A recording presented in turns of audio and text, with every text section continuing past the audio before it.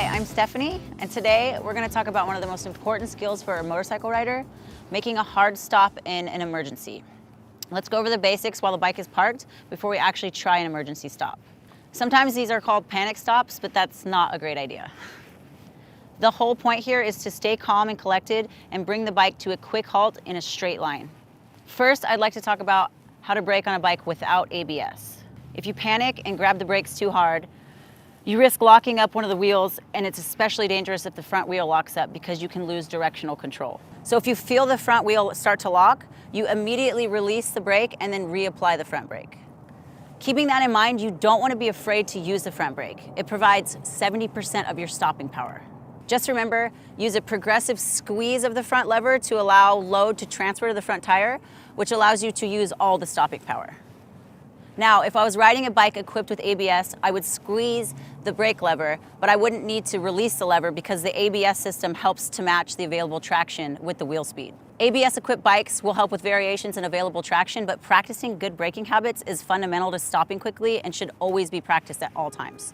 The procedure for a locked-up rear wheel is just the opposite. You want to stay on the rear brake and keep the bike moving in a straight line by gently turning the front wheel in the direction that the wheel is sliding. However, it's better to avoid the skid altogether, so practice rear braking in a safe place, modulating the rear brake pressure to get the most braking out of the rear wheel.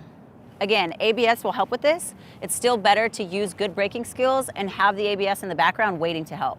But remember, the best way to avoid all of that is to always be ready. Use the C strategy whenever you ride. This stands for search, evaluate, execute. Search the area ahead of you for hazards or potential dangers. Evaluate. Predict what might go wrong and get ready to react. If you see a situation developing, cover the front brake and clutch levers and cover the rear brake pedal. Depending on the situation, you may also want to ease off the throttle. And finally, execute. If you've gotten the first part of SEE right, you'll be able to make an adjustment to lane position or slow down to create more space and to avoid the hazard. But sometimes maximum braking is the only option.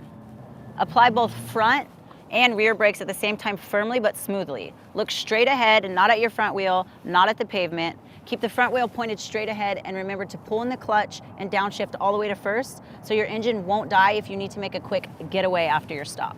This last point is super important. On a bike, you're often able to stop faster than the traffic behind you, so make sure to watch your mirrors and be ready to accelerate away quickly if you see trouble coming in from the rear. So let's give it a try.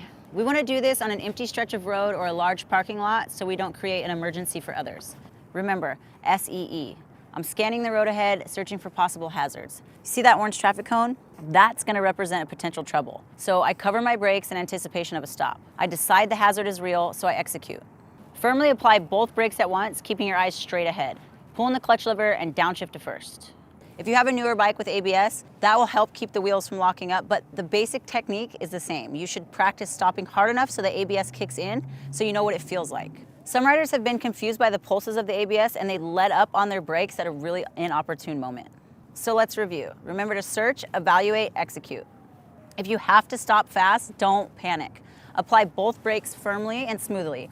Pull in the clutch and downshift. Check what's happening behind you and be ready to accelerate away from any potential danger. If you have an ABS-equipped motorcycle, don't rely on the ABS in place of good braking skills.